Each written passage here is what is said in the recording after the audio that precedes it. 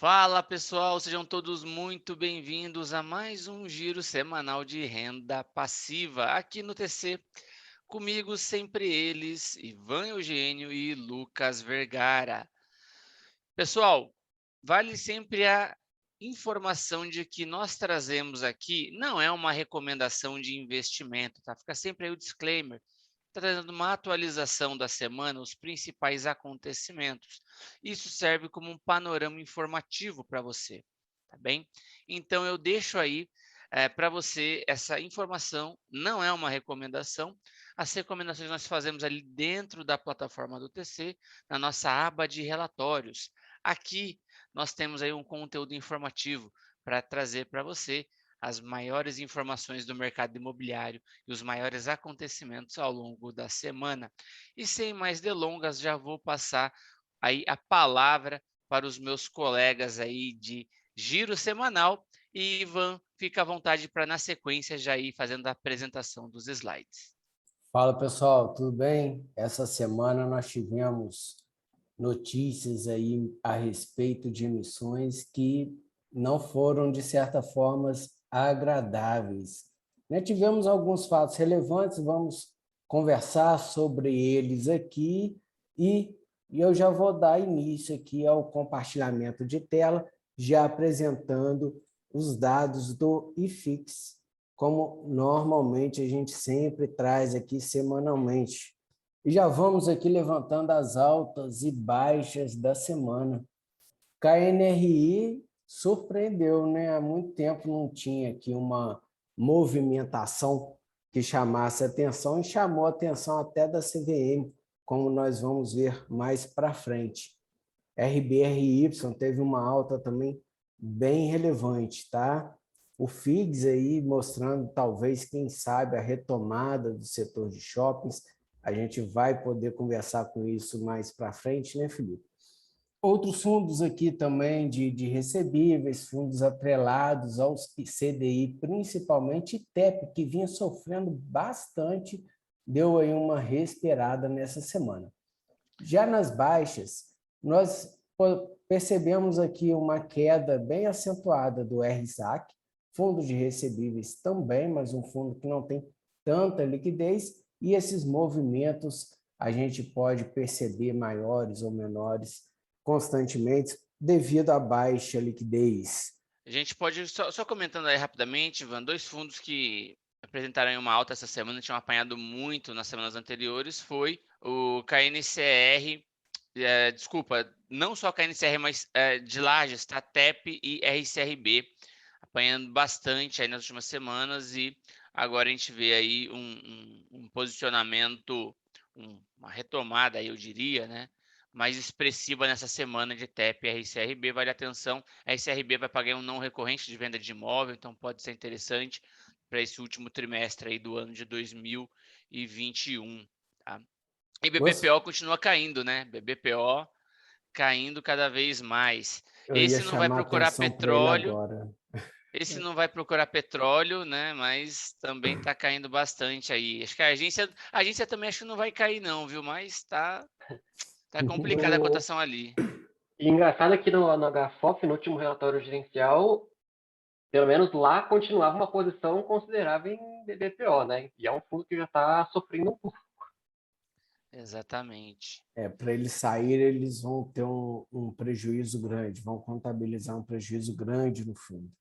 Dando continuidade aqui às altas e baixas do mês.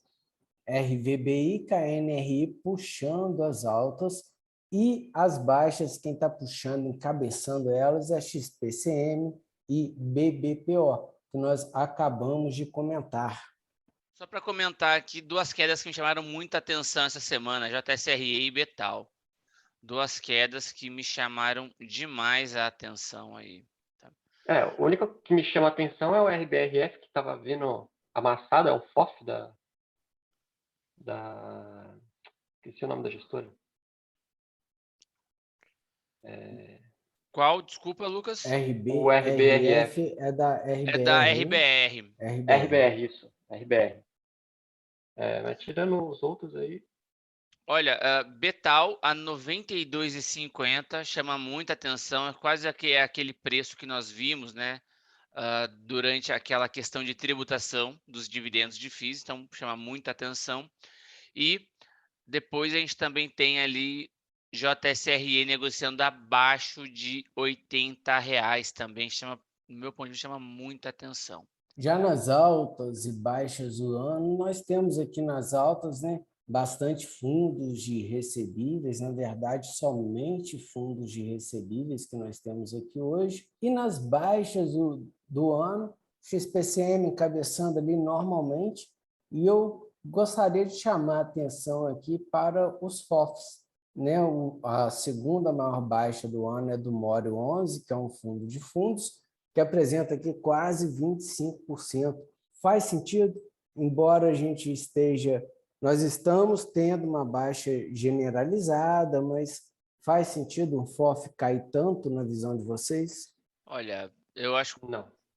que não, tá? O Vergara foi mais rápido que eu e eu também acho que não. Eu acho uma queda muito expressiva. Não faz sentido, né? Óbvio, tem que analisar ali e contextualizar com a carteira em si, mas de uma maneira geral, os softs têm apanhado muito e, do meu ponto de vista, de uma maneira desarrazoada. Por quê? O pessoal está vendendo o FOF para comprar o FII diretamente, né? Fazer ali um FII picking, eu diria, tentando fazer mais assertivamente do que o gestor, e também pensando que o gestor está comprado no ativo a um preço caro. O gestor não vai rotacionar, não vai realizar prejuízo nesse momento, é difícil para ele.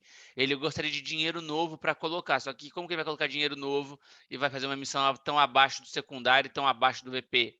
Quer dizer, abaixo do secundário não, abaixo do VP e acima do secundário, talvez, não vai fazer sentido para o investidor. Então, fica ali uma situação delicada. O gestor de FOF ele está entre a cruz e a espada ali. É um ponto delicado, tem que analisar as carteiras em si e ver que gestor tem um pouco mais de gordura para poder realizar algum prejuízo e fazer uma outra alocação e tentar operar isso daí. Tá? Ficou realmente um pouco delicado aí para o gestor.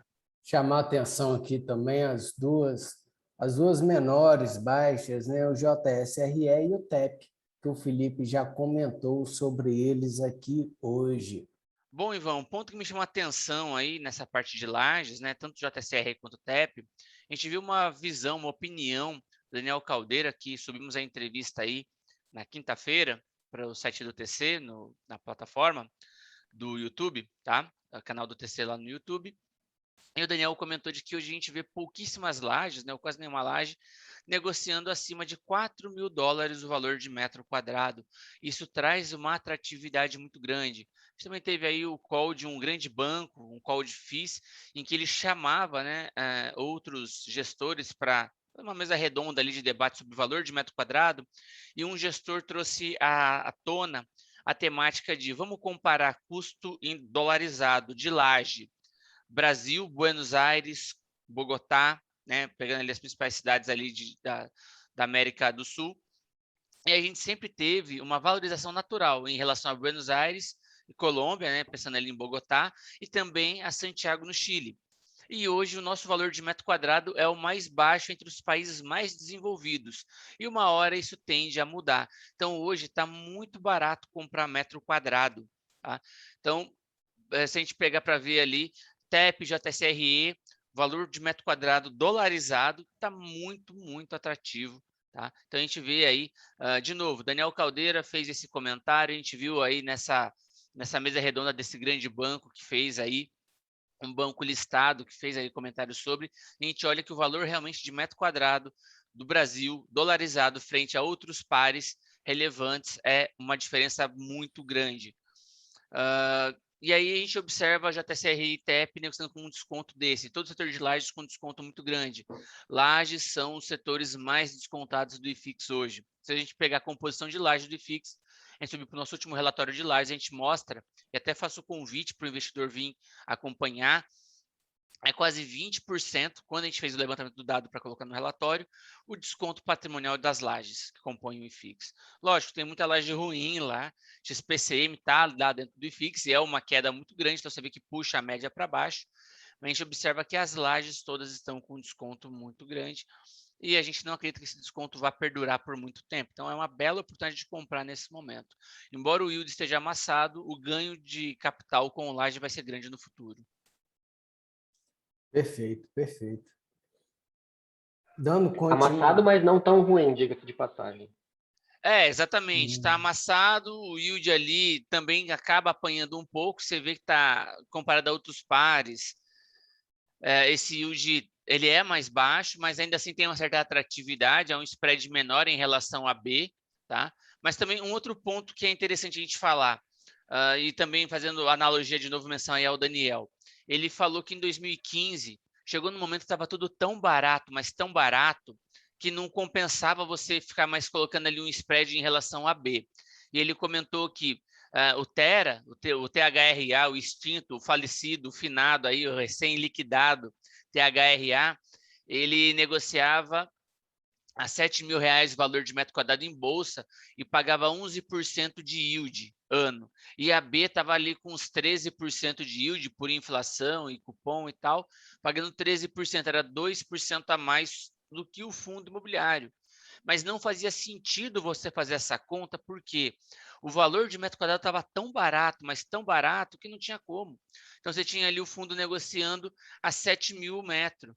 E agora, a gente trouxe essa informação no último giro, foi vendido ali a 22, 23 mil reais o metro quadrado. Então, assim, faz bastante sentido você comprar metro quadrado barato em laje. Então, igual o Lucas falou, amassado, mas nem tanto que ainda tem ali uma certa atratividade no yield, é um yield acima ali de 0,6 do mês, está na maioria dos fundos, está pagando ali um yield anualizado de laje de 7%, mas um metro quadrado muito barato, com um potencial de crescimento lá na frente, então faz bastante sentido. Uma hora esse preço vai convergir no VP, tá? Pode ser que caia mais? Pode ser, mas vai convergir em algum momento no VP. E, Felipe, eu quero aproveitar essa fala do Lucas e trazer um conceito aqui do retorno total. Hoje, os investidores olham muito dividend yield, dividend yield, dividend yield, estão preocupados em ter um rendimento, proventos aí de 9, 10, 12% ao ano, e esquecem que no retorno total a gente tem que considerar também o ganho de capital das cotas. Então, o yield do fundo pode estar amassado, mas o upside que ele pode te entregar no longo prazo pode superar o yield aqui de 9% que os investidores estão buscando, o yield de 9%, de 12%, que os investidores estão buscando atualmente. Pessoal, também queria fazer um comentário aqui. Todos esses dados que a gente está trazendo é da Economática, tá, pessoal? É sempre Economática que a gente traz esses dados. Então, tanto esse slide que o Ivan está na tela, quanto os anteriores, Economática é a nossa fonte oficial de dados de mercado, tá bom? E já falando de yield, né, o pessoal está olhando aí para os maiores yields. Vamos falar deles aqui. SPTW, XPCM e Urca e Hectare, com yields superiores a 20% ao ano. Depois nós temos yields menores, mas não tão menores assim, né? E muito fundo de papel, muito fundo de papel. Tirando ali o SPTW, o XPCM, que nós sabemos, né, tem aqui não recorrentes, né? Parte aí de volatilidade, a gente também vê aí fundos muito voláteis, né? A gente olha ali todas essas volatilidades acima de volatilidade de Ibovespa, tá? De ações. A gente tem ali algumas lajes que chamam para mim bastante atenção, tá? Como GTWR e RBRP, muito voláteis no curto prazo, e FOFs de maneira geral também com uma grande volatilidade. A IEC também é uma laje volátil, tem sofrido algumas questões judiciais, então vale aí o ponto de atenção, tá? Acho que esse é um ponto aí legal para a gente se atentar. Lembrando também que muito investidor de fundos imobiliários procura fundos imobiliários por conta da baixa volatilidade. Então, observe muito também esse ponto, leve isso em conta ao estruturar a sua carteira. Pessoal, vamos dar seguimento ao nosso giro, apresentando aqui os fatos relevantes da semana e começamos com as lajes corporativas. Começando aqui, então, pessoal, o fundo CBPO anunciou que a Odontoprev o notificou, dizendo que irá rescindir o contrato de locação. Ela permanecerá no imóvel por 120 dias do aviso prévio e, a partir de 11 de janeiro, o imóvel está vago. A Odontoprev paga uma multa aqui equivalente a 34 centavos por cota, e a sua saída deixará um impacto negativo no fundo de aproximadamente 10 centavos por cota. Lembrando aqui que quem chegou a olhar o fato relevante, o primeiro fato relevante, eles anunciaram que esse impacto, essa multa seria de 68 centavos por cota. Depois, eles apresentaram outro fato relevante corrigindo essa informação. Então, a informação correta é 34 centavos por cota referente à multa. Pessoal, fazer um comentário aí recente sobre esse fato relevante. Primeiro, o Odontoprev também é uma empresa listada em bolsa, então você tem uma SA listada negociando com um fundo listado. A gente observa aí a interação entre players de mercado e também, esses ativos estão aí na nossa vida no dia a dia. O Odontoprev mais, por ser, de novo, uma empresa, é mais fácil a gente ter acesso a ela. E é um exemplo de prática real, aí eu diria, de investimentos que podem refletir aí que a gente pode usar serviços, né, no dia a dia nosso. Além disso, esse fundo ele está posicionado em Alphaville, que é uma região que sofre um pouco mais com vacância, tá? Ela tem uma dificuldade um pouco maior com vacância, e esse fundo já recebeu recentemente uma notificação de uma empresa de energia elétrica que também deixou aí uma participação significativa do prédio vago. Eles tinham ali uma grande parte no empreendimento, rescindiram, não todo, não na íntegra o contrato de locação, mas rescindiu em parte o contrato de locação, reduzindo a sua exposição. O fundo vai aumentar a vacância, vamos observar como ele vai se posicionar na região, né? Isso daí ficou aí um ponto de atenção para a gente observar. Tá bom? Enquanto o CBPO anunciou o aumento de vacância, o RECT está anunciando aqui que a sua vacância está diminuindo, já que anunciou o contrato de locação de 5 salas no 12º andar do Centro Empresarial Parque da Cidade, situado em Brasília, no Distrito Federal. Vamos observar também, pessoal, muita exposição também em Alphaville, reduzindo vacância. A vacância dele hoje está em torno de 30%, 33% do fundo. Conversamos com o Maurice Politi essa semana, gravamos o giro com ele, vamos trazer aí na semana que vem, o giro não, desculpa, o programa de entrevista com gestores, e vamos trazer a informação já na segunda-feira, a entrevista dele, tá? A gente vai subir no canal do TC, tá bom? Moisés deu uma verdadeira aula para mim, para o Alexei, falou muito sobre mercado imobiliário e Senta também é uma figura muito agradável, para a gente bater o papo tanto antes e depois. Teve aquele papo de corredor, aí conversamos muito e uma pessoa com muita história, muito engraçado, muito cordial, assim, foi realmente uma figura diferenciada aí no mercado e foi um gestor que foi bem legal gravar com ele, vai ser uma aula para vocês. E reduzindo a vacância do fundo, vamos observar as demais locações que ele tende a fazer para ver se traz ainda mais vacância para baixo. Vamos acompanhando. Perfeito, perfeito. Pessoal, vamos aqui agora para o segmento de galpões. E aqui vamos anunciar 2 fatos relevantes envolvendo o MGLG, que, na verdade, quitou os imóveis que adquiriu do RBRL e também do BTLG. Estamos aqui falando do imóvel de Resende, que hoje está alocado para a Volkswagen, e de 2 galpões, um localizado em São Paulo, locado para Itambé, e outro no Rio de Janeiro, para o Supermarket. A gente observa aí e recebe muita pergunta do tipo, olha, o MGLG ele comprou pagando, assim, teve um ganho de capital, teve um bom retorno para a RBRL e para o BTLG, mas para o MGLG foi boa essa compra? A gente sempre se depara com esse tipo de pergunta. Tem como ter um ganha-ganha no mercado? Eu falei, olha, tem como ter sim um ganha-ganha no mercado, né? O gestor comprou lá atrás por um valor mais em conta, às vezes o fundo dele já amadureceu, ele já está maduro, ele quer realizar o desinvestimento porque ele tem uma outra oportunidade, vai gerar um não recorrente, ele vende e busca uma nova oportunidade. Acho que o grande desafio para quem vendeu é comprar algum ativo que mantenha o cap do fundo estabilizado, mantenha ali o cap rate do fundo de uma maneira linear. E para quem comprou, bom, pelo valor pago, a gente já sabe qual vai ser o cap dele. Se não me engano, essas duas transações geraram aí um cap acima de 6,5, mas não muito distante disso, tá? O cap ali, o fundo, 6,5, 7, mais desconto de taxa de administração e performance. Vamos ver como o fundo vai se comportar nesse médio prazo, tá? Qual vai ser a distribuição feita por ele, qual é o retorno que esse empreendimento vai trazer, de fato, ali para o cotista. Qual que é a média aí dos peers de logística hoje no país?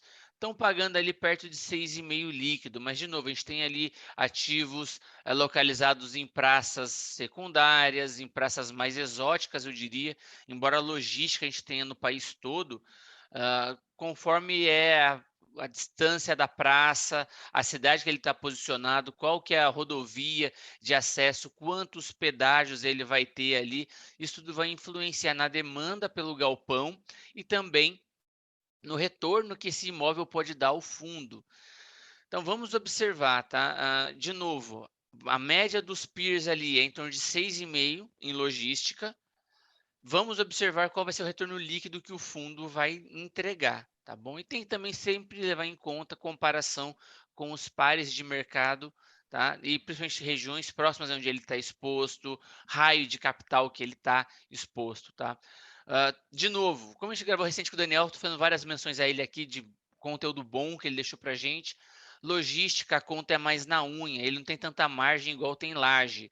Então, para ele, um pedágio encarece a mais a operação logística para o fundo, aliás, para o inquilino que vai fazer ele procurar um imóvel do fundo ou um imóvel fora do fundo. Então, assim, custo de pedágio, alta do combustível que vai impactar no frete, tudo isso é muito levado em conta. Então, vale muito para a gente o cuidado com a análise desse tipo de ativo. Distanciamento dos grandes centros, distanciamento de regiões adensadas, pedágios ao longo da rodovia e o custo ali da operação vai influenciar muito, tá? Eu quero aproveitar esse fato relevante para convidar você a conhecer o blog do TC School. Recentemente, eu conversei com um gestor do MGLG, fiz um artigo sobre o MGLG e lá eu descrevo toda a fundamentação da gestão para investir nestes imóveis. Eu não vou comentar sobre elas aqui, não. Vou deixar você ir lá e conferir. Pessoal, a gente fez um levantamento também atualizado. No TC School temos 53 artigos de fundos imobiliários. Torna a gente hoje o terceiro player mais relevante em termos de produção de artigos de FIIs. E a gente está escalando aí, em breve estaremos aí no posto 1. Tá? Então a gente está fazendo uma entrega, um volume de entrega considerável de artigos sobre fundos imobiliários, tá bom? E estaremos aí, acreditamos que até o final do ano a gente pode estar na primeira posição ou brigando muito perto por ela. Então, a nossa produção de textos e artigos no School tá muito boa. Acompanhe lá que a gente tem muito texto relevante para vocês, tá bom? Segmento híbrido. Nós tivemos aqui apenas KNRI, que foi notificado pela CVM para explicar essa alta que aconteceu, né? O administrador disse que nada sabia, já a gestora apresentou a informação de que o fundo foi recomendado por uma casa de análise que pode ter levado a esta alta. E vamos mencionar, pessoal, isso daí é um ponto interessante, tá? De transparência do mercado. Se o fundo está tendo ali uma negociação padrão de volume financeiro, de quantidade de negócios, uma oscilação baixa e do nada o fundo dá uma porrada, ou uma ação dá ali, foi porrada assim, uma alta muito forte ou uma queda muito intensa, a B3 convoca, tá? A CVM ali no caso convoca o administrador e o gestor a fazer ali alguma ponderação, se de alguma coisa ou não, do porquê movimentou desse jeito. Então fica aí a informação e atenção, tá bom? De novo, mercado regulamentado, transparente, o que traz conforto para o investidor.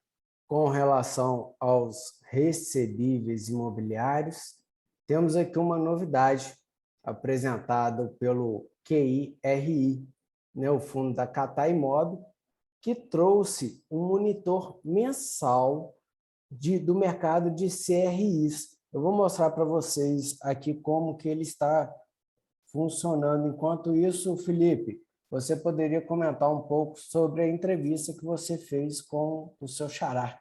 Claro. Pessoal, a gente gravou também com o Felipe Ribeiro, já tem aí umas 3 semanas, já subimos o vídeo ao ar. O vídeo também está muito legal.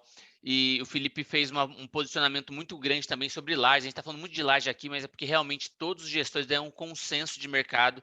Laje está muito barato, tá? O valor de laje de shopping está muito atrativo mesmo. E assim, fica aí o convite para você assistir a entrevista. Ele fala muito sobre fundos de recebíveis, ele fala também, até um exemplo, ele fala ali qual foi o maior aprendizado que ele teve com o Selegato. Então, assim, ficou uma coisa bem legal, ficou um conteúdo bem interessante. A gente deixa aí o convite para vocês assistirem o vídeo, tá? E deixarem também o like, se inscrever, comentar, postar suas dúvidas. A gente vai sempre abordar com bastante intensidade conteúdos junto de gestores de fundos imobiliários, tá bom? E, Lucas, eu não E, sei se você viu esse material, mas você vai gostar. não, tá demais, tá muito legal, foi muito transparente esse monitor de crise que eles trouxeram. Eu mesmo mostrei para nossa economista-chefe, a Fernanda Manzano. A gente está com projeto de renda fixa no TC também. E assim, ficou muito legal esse ativo, esse ativo não, esse monitor que vai ser um ativo para o investidor, aí mais uma ferramenta à disposição dele que traz aí uma melhoria, uma melhor dinâmica para o mercado em si. Acho realmente bem relevante isso. E pode ir, Ivan. Só mostrando aqui, pessoal, aqui a gente pode acompanhar as emissões de CRIs, né, o valor financeiro do mercado, o número de Não tá negócios aparecendo, que tá? estão acontecendo. Não tá aparecendo, Ivan. Ah, não? Você vai ter que descompartilhar e compartilhar de novo. Tá. Então, deixa eu voltar atrás.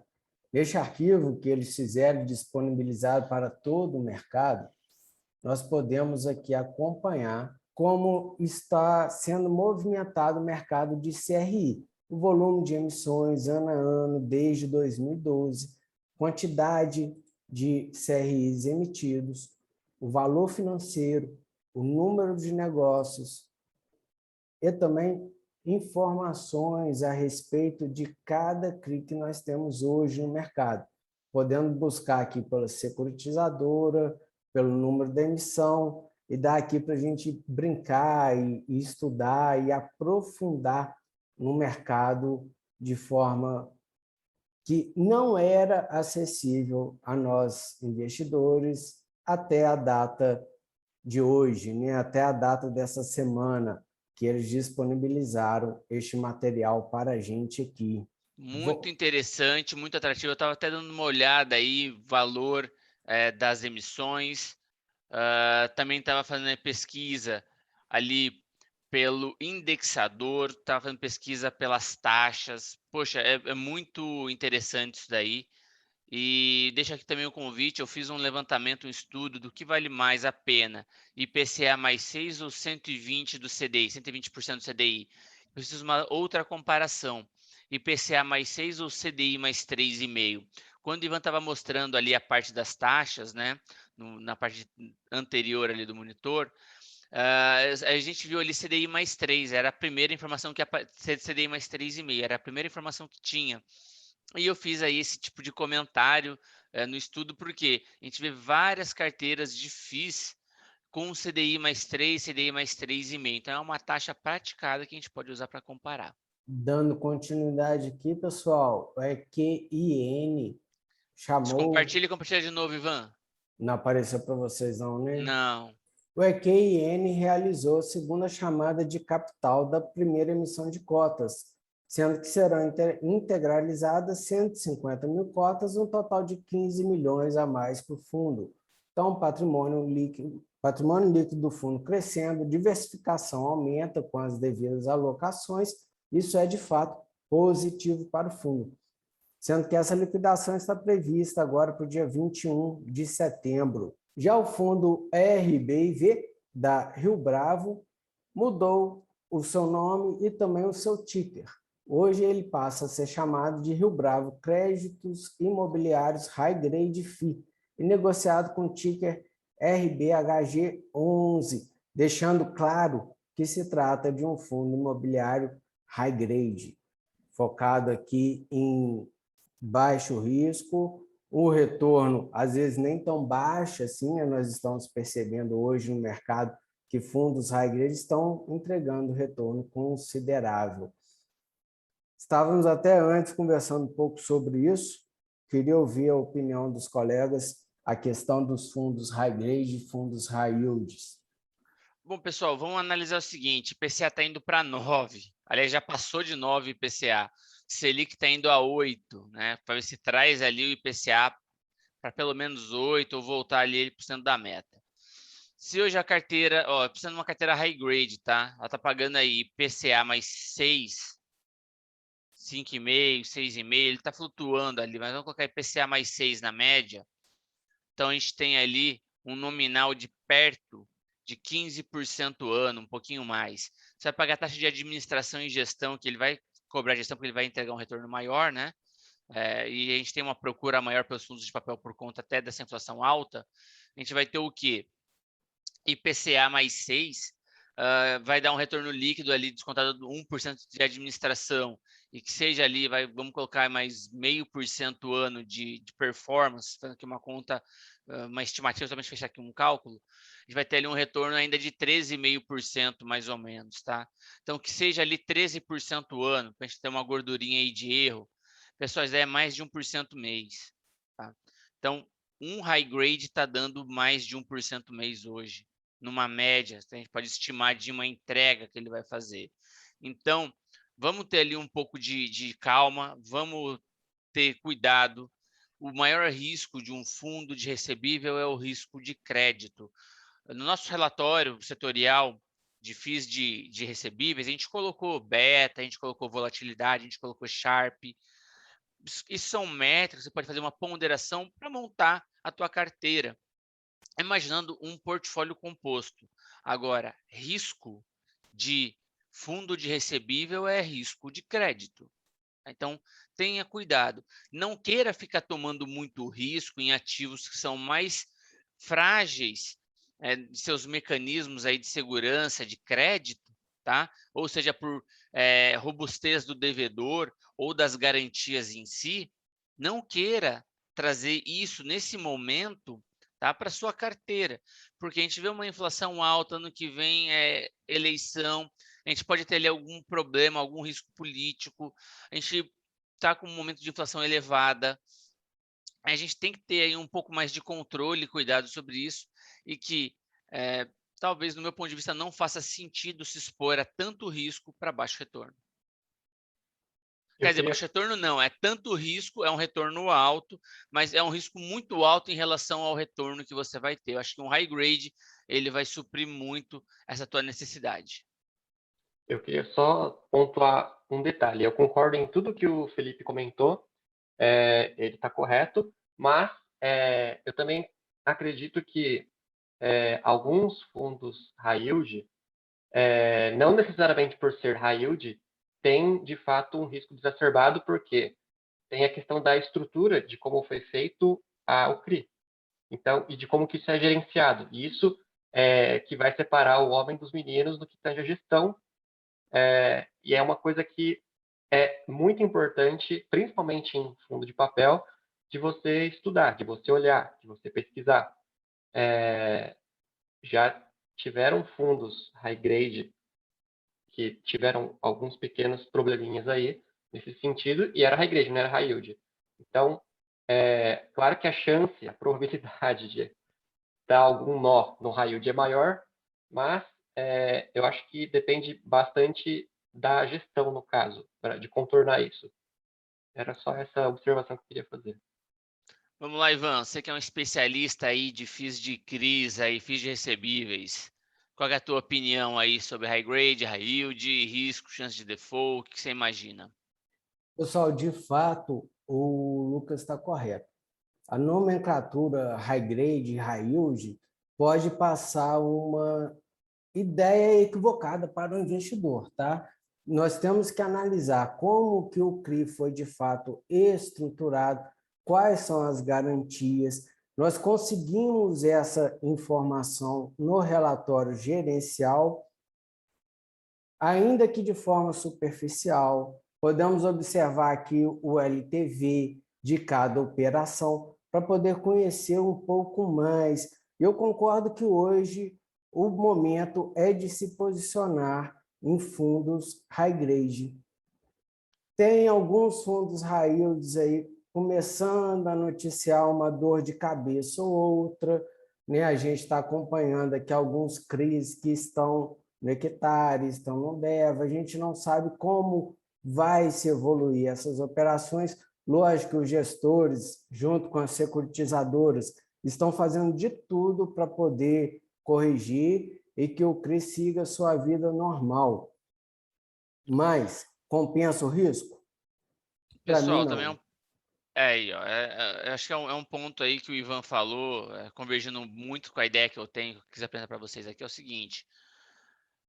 Quais são os CRIs que estão tomando mais risco aí? Geralmente é CRI de loteamento ou CRI que está exposto ali à parte de turismo, seja com hotel, multipropriedade, seja ali com, de novo, loteamento. Então, assim, esse tipo de CRI é o que está tendo aí um pouco mais de problema, é o que está repassando em GPM, é o que paga um crédito maior, porque no desenvolvimento do ativo que serve de lastro, que ele está financiando ali, de certo modo, que ele securitizou, né?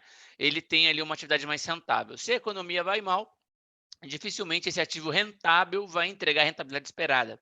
E aí você vai ter algum problema na execução das garantias e do crédito em si.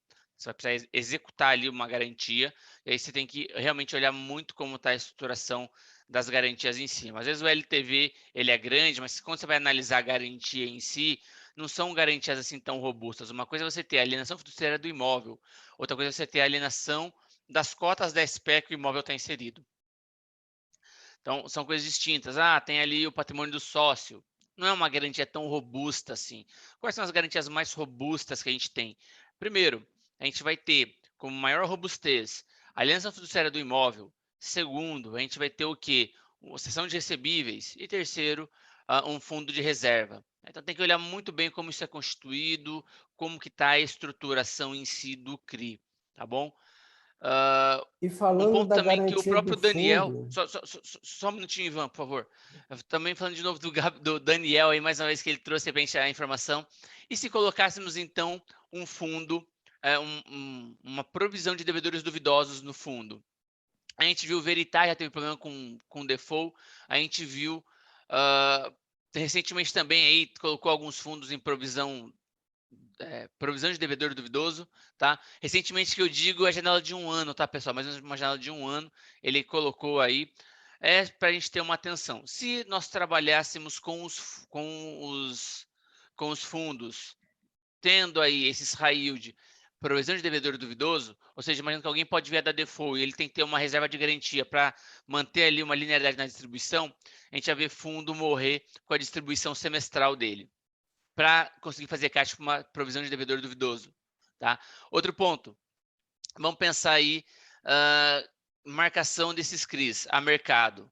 Não fazem porque é difícil fazer, é pouco líquido, mas se fizesse marcação a mercado, você ia ver a desvalorização dos títulos, ia arrebentar com o gestor. Então ele marca na curva, tá? Então ele marca muito na curva.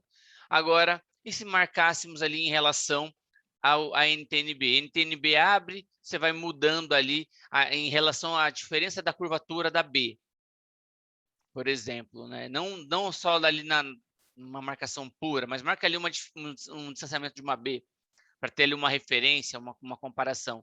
A gente vai ver também os fundos se desvalorizarem. Então, vamos tomar cuidado, tá? Vamos tomar bastante cuidado. Pensa o seguinte, compara a marcação, usa como um parâmetro, vai um norte, de novo, norte, não como verdade absoluta, mas norte, bússola, referência. Marcação acompanha ali os CDBs, movendo os CDBs ali a mercado dos high yields, ali eu diria, de um rating de emissor ruim. Ainda com FGC, você vê que quando a curva abre, o valor do título ali, ele vai ficando mais interessante, né? O mesmo valor, o valor de face dele ali não muda, mas o retorno que ele paga é maior. Então, vamos se atentar a isso, vamos observar isso daí, tá bom? Aí, lógico, você vê o que faz mais sentido para você, se é ter um high yield, se é ter um high grade, que tipo de fundo que é, tá bom? E trazer aqui uma informação que é simples a gente verificar também, Felipe, e que aumenta a segurança para o investidor. Opte por fundos mais pulverizados, que tenham o seu patrimônio mais diversificado, até mesmo pulverizados.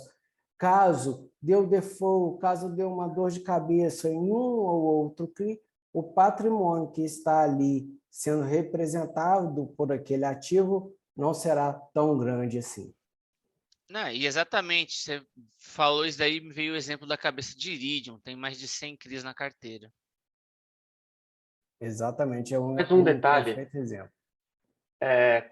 como a indústria de fundo imobiliário recentemente expandiu muito na frente de papel, quem estiver assistindo, por favor, tome cuidado com sobreposição de fundos, tá? Porque às vezes tem fundo dentro de fundo e você acha que você não está exposto a determinado tipo de coisa e você está, né? Exatamente. Então, olhe isso também. Muito bem pontuado, Lucas. Perfeito. Dando continuidade aqui, tratando de outros segmentos, trazemos a informação do Betal. O fundo anunciou a conclusão da aquisição do imóvel de Cascavel, quitou ali um saldo remanescente de aproximadamente 14 milhões. O cap dessa compra, dessa aquisição de 9,25% e o impacto de 3 centavos por cota nos rendimentos é o que é esperado pela gestão. Olha, vamos ver aí esse fundo, pessoal que é cliente do TC sabe a nosso posicionamento com relação a ele, subimos em relatórios. Vamos trazer o gestor para uma entrevista, dia 22 ele vai gravar com a gente deve subir ao ar na semana subsequente, tá? Então a gente grava numa semana e divulga na outra. É um fundo aí que eu apresentei a tese de investimento no TC Experience, da primeira turma. Um fundo aí que eu acho relevante e, de novo, aumentando aí dividendo. Vamos ver aí qual vai ser. Aliás, já sabemos o impacto, né? Mas o fundo negociando com uma queda. A gente tem aí o último dividend yield dele, tá? Vou trazer aqui o valor nominal para vocês. 70 centavos. Se vai impactar positivamente, deve ir para 73 centavos aí o fundo. E aí a cotação dele fechou em 92,58. Vamos pegar aqui e fazer como se fosse um yield sobre esse valor atual. E vamos lembrar, né, gente? Isso daqui não é Fiagro. Tem gente que confunde. Isso aqui é FI normal. Pessoal, o yield aí de praticamente 0,8. Se a distribuição dele for de 73 centavos nesse patamar aqui de 92,58, tá? Ele está entregando aí praticamente 0,8 mês. Daí por 12 é um yield anualizado de 9,56, tá? 9,56 de yield anualizado. Lembrando aí que é um fundo que repassa inflação porque é contrato atípico. Tá? Então você imagina aí, a gente está falando aqui eu falei de IPCA mais 6 comparação, imagina um IPCA mais 9,5, né? Uma previsibilidade de 10 anos de entrega. Então, a atratividade é muito grande. Lógico, agora sim, a gente também tem a valorização e desvalorização do imóvel, né? Que aí ele tem muito silo, ele tem terminal portuário, terminal de transbordo, centro de armazenagem, ele tem esses são os tipos de ativo dele, mas a gente acredita que ao longo do tempo também tem ali uma valorização estimada no valor do imóvel em si. Tá? Então, ainda que a cota no secundário oscile, a entrega dele de dividendos é positiva, a chance de você repassar o valor de inflação no contrato também é muito positiva, tá bom? E ainda pode ter ali uma variação do imóvel. Então, de novo, eu acho que o cenário é muito favorável ao fundo, tá? É um fundo que a gente acha que a tese ali é bem interessante, negocia com um deságio em relação ao valor patrimonial e tem aí do meu ponto de vista aí, guarda ali alguma atratividade e assimetria. Pessoal, vamos falar aqui das emissões, né? As emissões anunciadas, tivemos uma anunciada essa semana e alguns fatos relevantes envolvendo também emissões. O DEVA veio para sua 5ª emissão de cotas, uma oferta restrita. A database será agora no dia 20 de setembro. O fundo pretende crescer aqui aproximadamente 27,5% no seu patrimônio líquido. Período de preferência, do dia 24/9 a 6 de outubro, com a liquidação ocorrendo no dia 7. Período de sobras, do dia 11 a 18 de outubro, liquidação no dia 25 de outubro. O valor da emissão, considerando as taxas, é de R$ 100,32. A captação máxima de 295 milhões. O coordenador líder é a Orama e o método de rateio proporcional. Hoje, o valor de mercado está muito próximo do valor desta emissão. Vamos ver como que o fundo se o fundo irá conseguir levantar o valor pretendido, como obteve êxito em todas as emissões passadas. E de novo, taxinha chata, né? 2 e pouco, meio caro. É meio caro, mas ainda assim está abaixo do que a gente tem visto ultimamente no mercado, né? Ainda está um pouco abaixo do que a gente tem visto ultimamente no mercado. O fundo cresceu muito rápido de PL, né? Tem feito ali uma entrega que agrada ali a seu investidor, né? Um dividend yield que traz ali uma taxa, a gente viu aí entre os maiores aí dos últimos 12 meses, e o PL do fundo cresce constantemente. Hoje o PL dele é de 1,1 bilhão, tá? E vai crescer mais aí com essa emissão, vai crescer em mais praticamente aí 30%. Vamos esperar aí o fundo. Primeiro, vamos ver como que ele vai alocar, se ele vai colocar aí um pouco mais de high grade, eu diria, voltando aí ao tema, aí uma polêmica, né? Vamos ver se ele coloca aí taxas mais estáveis. A gente pode pensar no seguinte sentido de possa ser mais cumprida pela maioria dos devedores. Você vai manter a linha dele, que tem feito muito sucesso aí entre investidores. Vamos acompanhando. Vamos lá. E agora notícias a maioria das notícias que nós veremos aqui não são tão boas para emissões, mas antes, CVBI anunciou sua 6ª emissão, aprovou a sua 6ª emissão de cotas, será uma oferta pública, onde ele pretende levantar 330 milhões, o valor de R$ 100 por cota. Ainda não temos outras informações, tá? Prospecto ainda não foram emitidos para o mercado. O RBED 11, Fundo Educacional aqui da Rio Bravo. Semana passada nós já comentamos a respeito da 4ª emissão deste fundo. Agora o fundo soltou o fato relevante, informando que o valor será definido em data oportuna, será definido mais para frente. Com essa decisão, o fundo tem a intenção de captar no mercado um valor que de fato dê certo, apresentar ao mercado um valor de emissão que de fato faça com que a emissão tenha êxito, tá? Porque hoje nós estamos vendo muitas emissões indo por água abaixo, digamos assim. A gente pega para ver, a gente estava até cobrindo aí essas emissões, a gente viu aí algumas pausas que a gente não vai conseguir mais colocar o relatório no ar, enfim, é um momento de espera do mercado em si, vamos acompanhando, né? Conforme for tendo aí as atualizações, a gente vai trazendo sempre para vocês aí os relatórios, tá? Agora, sobre Rio Bravo Educacional, era uma emissão que me agradava, né? Podia aí diversificar o locatário, mitigar o risco Cogna. Agora a gente vê que nesse momento isso ainda não vai acontecer. Você não desiste, né? Não desista. CVBI provou aí 6ª emissão de cotas, é um baita de um fundo, de novo vai vir com mais uma emissão. Ele faz recentemente bastante emissões, ele vem emissão em cima de emissão. E tem caixa ainda, isso que é estranho, né? Mas o mercado está caindo tanto, e olha, quem comprar ele vai ter ali um belo yield on cost, né? A gente pensa para pensar ali, questão de carrego, dividendo, entrega do fundo, o dividendo dele está batendo aí 1% mês, pagou a última distribuição R$1. Acho que está 13 então, no ano. a gente mostrou ali, estava ali entre os maiores pagadores de dividendo no ano, né? Muita assertividade no fundo, Tá ali próximo do valor ali do PVP, um valor que em tese faz sentido comprar, adquirir mais cotas e, poxa, é um fundo muito interessante. Ele já divulgou, Ivan, fator de proporção ou não? Não, não. Não, na verdade, tem como a gente olhar o fator de proporção pelo valor. Vai ser Consegue em torno de puxar 30% aí. Ele tem isso. perto de 1 bi. Hoje Tem ele perto de tem 1 quase bi. 1 bi, é um fundo que foi lançado, que está no mercado desde setembro, outubro de 2019, e ele está com quase 1 bilhão, ele tem 900 e 30. alguma coisa. Então ele vai É, crescer aqui um terço do seu tamanho, 33%. muito bom, muito bom. E notícia, um fato ruim aqui, pelo menos no meu ponto de vista, tá, Felipe?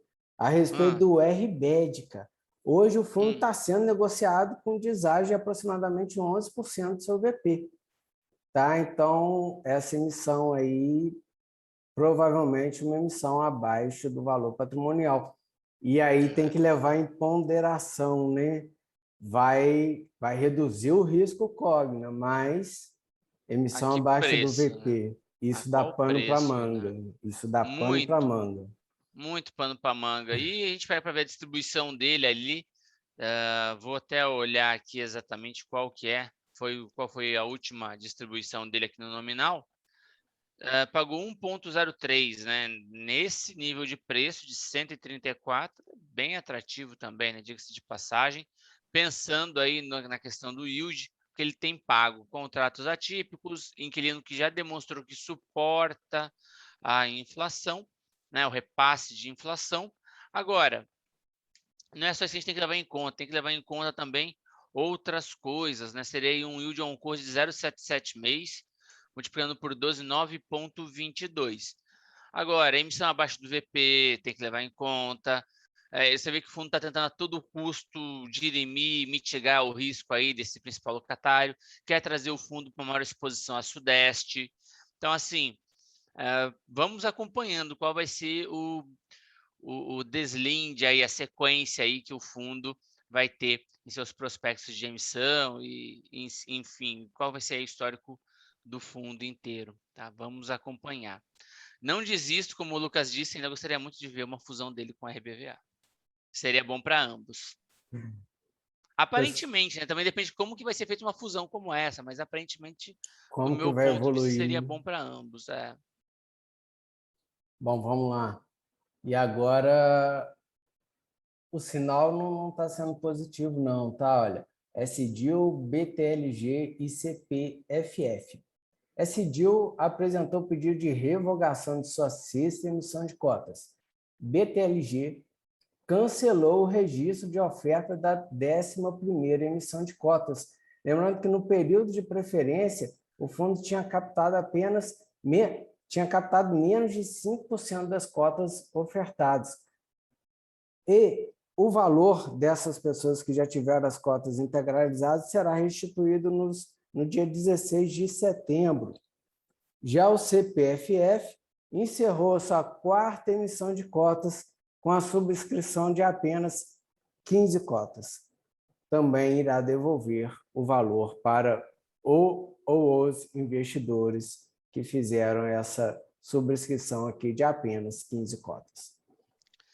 A gente vê realmente, os gestores foram pegos aí, né, de calça curta, ninguém imaginava esse cenário tão grande de inflação que a gente tem observado, é bastante inflação, elevação de taxa de juros também muito forte, fazendo aí com que os FIIs caíssem de uma maneira geral. Se a gente parar para comparar com o Ibovespa essa semana aí superou o IFIX em termos de queda, né, percentual no ano, e o Ibov caiu forte essa semana. A gente vê ali, só para ter uma noção, pessoal, de comparação, Ibov essa semana caiu 2,49%, o que fez com que o Ibovespa passasse o IFIX em termos de queda. Vamos pensar o seguinte, IFIX no ano cai 4,5 mais ou menos, o Ibovespa agora cai 6,5 no ano, uma queda bem mais expressiva, muito mais considerável. A gente vê alguns investidores de ação aí começando a panicar, né? E ninguém está gostando muito, enquanto que os FIIs tem ali a sua resiliência, né? O IFIX está de lado. Até essa semana teve uma leve alta no IFIX, tá? Não foi nem uma queda, foi uma leve alta. Tá bem positivo aí do meu ponto de vista e tá mais resiliente do que o Ibovespa em cenário de inflação e taxa de juros. Vamos ver aí. Eu não duvidaria se esses gestores viessem mais à frente com um cenário de estabilização da inflação e taxa de juros, convocando nova emissão. Não De duvidaria disso fato, acontecer. Eu ia falar justamente isso no final, quando surgisse a oportunidade, que eu acho que é justamente isso que os gestores dos FOFs estão esperando, que é quando a curva fecha de juros, né? Quando ela fechar, é aí que eles vão começar a se mexer e ver o que dá para fazer. Exatamente. Tem uma visão semelhante. e o fundo SDIL, por exemplo, ele precisa emitir. Ele precisa. Uma parte do valor dessa sexta emissão seria utilizado para pagar a terceira parcela do imóvel adquirido em Belo Horizonte. Belo Horizonte ou Contagem, região metropolitana de Belo Horizonte, o CLC, tá? Que é o Centro Logístico de Contagem, desculpa aqui, pessoal, que será pago no primeiro semestre do ano que vem. Então, o gestor ele vai ter que vir com emissão logo, logo. Dando Boa. continuidade aqui, Pode ir, Ivan, manda ver. o KNHY, Kinea High Yield, encerrou sua quarta emissão de cotas, captando 355 milhões. As cotas subscritas foram convertidas no dia 16/9 e passaram a ser negociadas em B3 agora, dia 17. MGHT também encerrou sua terceira emissão de cotas, captando 25 milhões. Data de conversão ainda não foi informada. Interessantíssimo aí, a gente observa o KNHY, é um fundo que foi um dos primeiros fundos que eu fui cotista lá atrás no passado, hoje eu não tenho mais na física, mas foi um dos primeiros fundos aí que eu comprei, não foi o primeiro, mas foi um dos primeiros. Sempre acompanhei muito ali a questão da Kinea. O que eu não gosto nela é o fato de não poder participar da emissão, né? Se você não for cotista do Itaú. E aí, vamos ver se agora tem essa mudança, né? Aliás, ter a mudança é difícil. A gente já viu que já tentaram propor uma vez, não foi possível. E aí vieram com quem é Securities, tem essa diferença de regulamento. Tirando esse único detalhe, é um fundo que eu acho interessante. Ele não toma tanto risco assim quanto outros high yields, então a gente pode até considerar ele como um middle risk, no meu ponto de vista. É um fundo que entrega, né? Felipe, E mas acho que é um enquanto fundo que vale a pena acompanhar. tantas emissões estão micando, eles captaram 355 milhões por ter esse público restrito, digamos assim, né? É um ponto que você Qualificado, levantou né? agora muito bom, né? Um público aí mais qualificado, eu diria assim, no sentido de conhecer mais mercado, de entender um pouco mais de mercado. Já é um fundo bilionário, tá captando aí 1,1 bilhão, um pouco mais de 1,1 bilhão de PL. Dividendo dele, o último foi de 1,21. É um dos fundos com mais ágio hoje aí, acima de 1,07 de ágio no VP. Então é um fundo aí que tá no gosto do investidor. Pessoal, o que tinha de emissões é hoje. E agora, Felipe, vamos chamar o Pablo? Bora.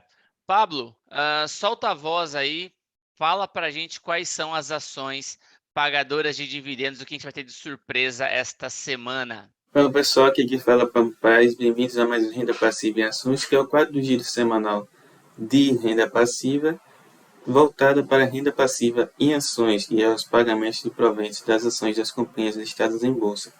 Sou estagiário aqui do TC School e diariamente eu estou lá na plataforma do TC nos canais Análise Fundamentalista, como vocês podem ver aí na tela, e Master Fundamentalista. Como o próprio nome já diz, a gente lá nesse canal trata da Escola de Análise Fundamentalista de Ações, o que envolve estudo de rentabilidade da companhia, projeções, estudos de fundamentos, governança corporativa, uma série de fatores qualitativos e quantitativos que compõem o fundamento da companhia e que a gente, no exercício do valuation, busca encontrar o valor justo daquela companhia. Então, se você quer aprender sobre análise fundamentalista, pode ir lá no canal, nos canais, deixar sua interação, deixar sua dúvida, que eu vou ter o maior prazer em interagir com vocês. Fora isso, como eu sou daqui do TC School, nós temos o TC Academy, que é a divisão de cursos do TC School lá dentro da plataforma do TC. Então acesse lá o TC Academy, a gente tem vários cursos de educação financeira, vários cursos também de análise fundamentalista, inclusive curso de dividendos do professor Orleans,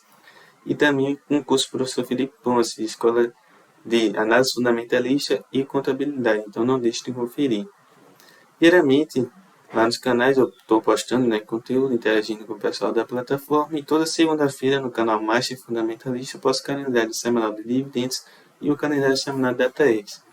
Por quê? Porque ao longo da semana o investidor ele pode se mapear em qual empresa vai estar pagando dividendo para eles, para que ele possa destinar esse recurso para algum investimento de sua preferência ou para outros fins, assim como o calendário semanal de DataX, porque aí o investidor ao longo dessa semana ele pode se mapear para investir em determinado ativo, para ter direito ao proveito, ou até mesmo retirar sua posição de determinado ativo. Então, toda segunda-feira eu estou postando lá, assim como no canal Mostre Renda Passiva. Eu também estou interagindo com o pessoal lá, falando sobre renda passiva e ações. Então, sintam-se chamados para participar da plataforma.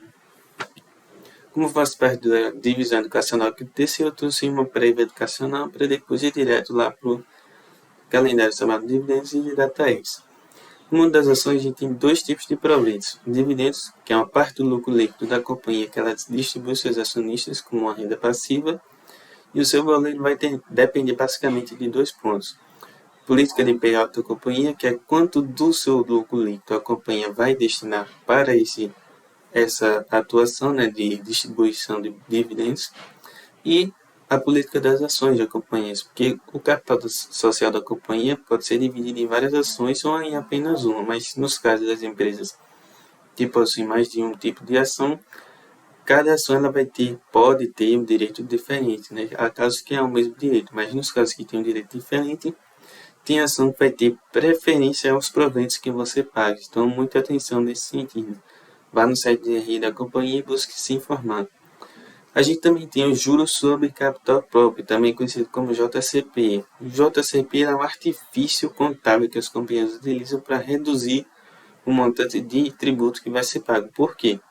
O tributo ele incide sobre o resultado da companhia. Então, para reduzir o montante de tributo a ser pago, a companhia deveria reduzir esse montante de resultado. Então, quando ela chega ao seu resultado, ela distribui isso para os seus acionistas, reduzindo o montante que vai ser tributado e se beneficiando, assim como beneficiando seus acionistas, porque ela está distribuindo o seu resultado como renda passiva aos investidores. Quando falamos de proventos, a gente tem que estar atento com DataCon e DataX. DataCon é o período que o acionista ele deve se posicionar no ativo para ter direito ao recebimento, e da DataX em diante a ação passa a ser negociada sem o direito de recebimento ao proveito. Então, muita atenção nesse sentido, porque na DataCon a gente tem o período para se posicionar no ativo e ficar com ele.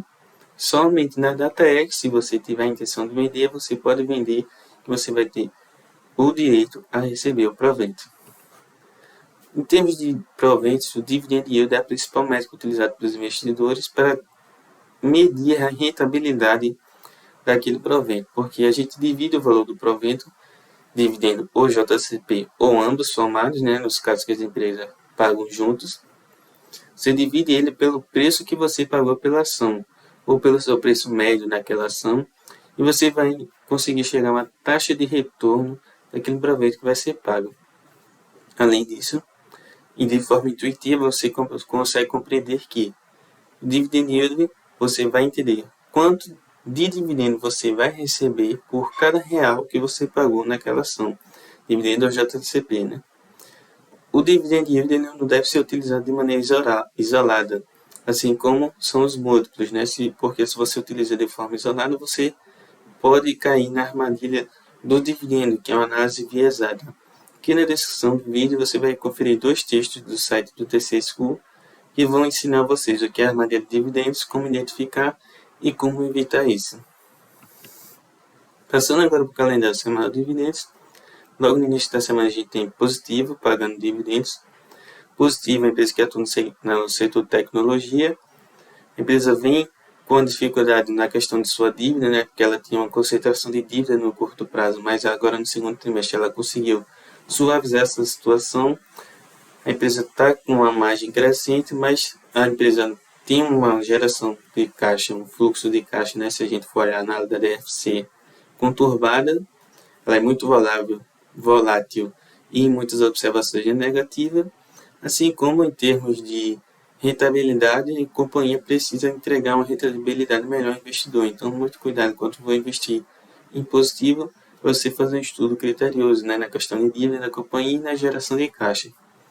Logo depois a gente tem espaço laser. Espaço laser comunga aí da situação da positivo, né, porque a empresa está com uma margem boa, está com a rentabilidade boa também, mas está com problema em fluxo de caixa, né? Geração de caixa, principalmente a geração de caixa operacional.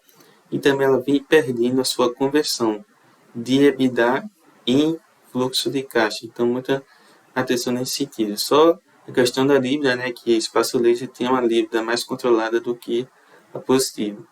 E ela vai estar pagando JCPI ao longo dessa semana. E por fim a gente tem a SB3, que é a antiga STET, vai estar pagando dividendos essa semana. A STET é a empresa que a S Brasil é a empresa que atua no setor de energia. Claro, porque tem um modelo de negócio resiliente, baixos custos, né? Ela tem receita contratada, digamos assim, porque ela atua por concessões, então ela tem um modelo de negócio resiliente e ela consegue distribuir boa parte do resultado para os seus acionistas como proventes. Nesse caso, dividendos vão estar sendo pagos essa semana. Passando agora para o calendário da semana da TAEX, logo no início da semana a gente tem MOR3, provavelmente você não conhece esse ativo, mas MOR3 é o grupo Monteiro Aranha, que é uma empresa do Rio de Janeiro que atua no ramo de investimentos. A MOR3, apesar de estar pagando um grande volume de dividendos em JCP, até a data do fechamento a gente vai trazer aí para vocês, até a data do pagamento a gente vai trazer aí para vocês o yield desse dividendo de JCP, mas já adianto que vai ser baixo, porque no último fechamento da ação da MOR3, a ação estava cotada a R$ 435, uma única ação.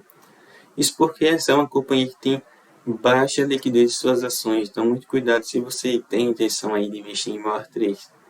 Logo depois a gente tem Home 3, que é uma empresa que atua em indústrias home, né, empresa que atua no setor de bens industriais, vai estar pagando dividendos de JCP, com data X ao longo dessa semana. Logo depois a gente tem o Instituto Hermes Pardini, que é uma empresa que atua no segmento de medicina diagnóstica, também vai estar pagando JCP. E depois a gente tem Lojas Renner, que é uma empresa que atua no segmento varejista, né, mais voltado para o segmento de roupas, vestuários masculino e feminino. Tem moda casa também, mais outros segmentos de atuação para diversificar o portfólio da companhia. E logo depois, o destaque, né, dos calendários semanal da TAEX essa semana é a Vale, que vai estar pagando incríveis R$ 8,00 por ação nessa de dividendos, né, com data X ao longo dessa semana. Por quê? Mais uma vez, a Vale vem com a política agressiva de pagamento de proventos aos acionistas e vem confirmando, né, a tese de que os investidores, os analistas também vinham comentando que a companhia ia vir com essa política agressiva de pagamento de dividendos, uma política de payout agressiva. Não é à toa que, para esse pagamento de R$ 8,00 por ação, a companhia vai estar com um payout de 40 bilhões de reais para realizar o pagamento desses dividendos. E por fim, a última data X ao longo dessa semana vai ser o Noto Prévio, vai estar pagando JCP aí. Então é isso, pessoal. Muito obrigado mais uma vez pela atenção. Abraço e bons negócios. Bom, agora que o Pablo já trouxe para nós estas informações, vamos nos despedindo, encerrando aí mais um giro semanal de renda passiva. Lembrando que não trazemos mais o conteúdo de renda fixa, uma vez que o TC vai ter um conteúdo próprio para isso, tá bem? Bom, pessoal, era isso que eu queria trazer para vocês. Deixo aí um grande abraço a todos e até semana que vem. Tchau, pessoal. Até! Abraço.